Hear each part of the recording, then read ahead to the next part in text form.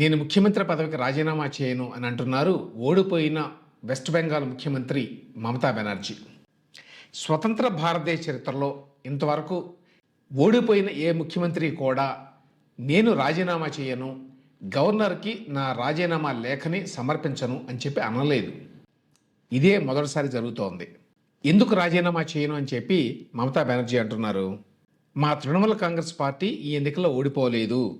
ఎన్నికల కమిషన్ చేసిన మోసం వల్ల మేము ఓడిపోయాం. ఎన్నికల కమిషన్ బీజేపీకి 100 సీట్లని ధరాదత్తం చేసింది వెస్ట్ బెంగాల్లో అనేది ఆవిడ విమర్శ. కాబట్టి మా పార్టీ ఓటమి కాదు, అందువల్ల నేను ముఖ్యమంత్రి పదవికి రాజీనామా చేయను అని ఇవాళ సాయంత్రం ప్రెస్ మీట్ పెట్టి మరీ మమతా బెనర్జీ ప్రకటించారు. ఇటువంటి ఘటనలు భారతదేశంలో ఇంతవరకు జరగలేదు. అమెరికాలో దీని గురించి కొంత గొడవైంది.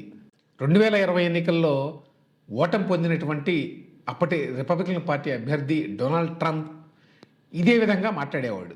కానీ భారతదేశంలో ఇటువంటి అనుభవం లేదు. ఎన్నికల్లో మోసాలు జరిగినాయనో, రిగ్గింగ్ జరిగిందనో, ఈ మధ్యకాలంలోనైతే ఈవీఎంలలో ఏదో మోసం జరిగిందనో, ఎన్నికల కమిషన్ బీజేపీకి సాయపడుతోందనో ఇట్లాంటి విమర్శలు చేస్తున్నారు. కానీ మేము మా పదవికి రాజీనామా చేయం, మేము ఈ ఎన్నికల ఫలితాన్ని ఒప్పుకోం అని చెప్పి ఇంతవరకు ఎవరు అనలేదు. ఇప్పుడేమవుతుంది మరి? మమతా బెనర్జీ రిజైన్ చేయకపోతే ఏమిటి పరిస్థితి?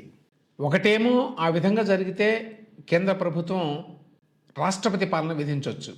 కానీ ఎన్నికల సంఘం వర్గాలు ఆల్రెడీ ఏం చెప్తున్నాయంటే, ఒకవేళ ఓడిపోయినటువంటి ముఖ్యమంత్రి రాజీనామా చేయకపోతే ఏ పార్టీ అయితే గెలిచిందో, బీజేపీ గెలిచింది కదా వెస్ట్ బెంగాల్లో, వాళ్ళు కనుక గవర్నర్ గారిని కలిసి క్లెయిమ్ చేస్తే మాకు మెజారిటీ ఉంది, మేము ప్రభుత్వాన్ని ఏర్పాటు చేస్తామని ఆటోమేటిక్గా గవర్నర్, ప్రస్తుతం ఎన్ రవి వెస్ట్ బెంగాల్ గవర్నర్, ఆయన బీజేపీ లెజిస్లేటివ్ పార్టీ లీడర్ని ఆహ్వానిస్తారు.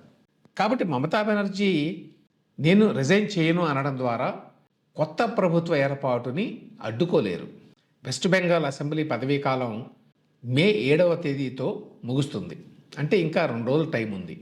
ఈ 2 రోజుల్లోగా బీజేపీ లెజిస్లేటివ్ పార్టీ లీడర్ గవర్నర్ని కలిస్తే ఆయన ఆహ్వానిస్తారు. ఎట్టి పరిస్థితుల్లో మే 8వ తేదీన కొత్త ప్రభుత్వ ఏర్పాటు ప్రక్రియ ప్రారంభం కావాలి. ఇదే ఎన్నికల్లో ఓడిపోయినటువంటి తమిళనాడు ముఖ్యమంత్రి స్టాలిన్, అదేవిధంగా కేరళ ముఖ్యమంత్రి పినరాయి విజయన్ వాళ్ళు రాజీనామాలు సమర్పించారు ఆల్రెడీ. వెస్ట్ బెంగాల్లో మోసం జరిగింది అని చెప్పి మమతా బెనర్జీ చేసిన ఆరోపణలకి కాంగ్రెస్ పార్టీ నాయకుడు రాహుల్ గాంధీ కూడా మద్దతు ప్రకటించాడు. ఆల్రెడీ నిన్న ప్రకటించాడు, ఇవాళ కూడా ప్రకటించాడు. కానీ నేను రాజీనామా చేయను అని చెప్పి మమతా బెనర్జీ కనుక మంకుపట్టు పట్టి కూర్చుంటే మరి దాన్ని కాంగ్రెస్ పార్టీ సమర్థిస్తుందో లేదో చూడాలి. ఏదేమైనప్పటికీ ఈ విధంగా రాజీనామా చేయను అనడం ద్వారా బహుశా మమతా బెనర్జీ ఒక బ్యాడ్ ప్రెసిడెంట్ని, ఒక తప్పుడు సాంప్రదాయాన్ని మొదలుపెట్టారు.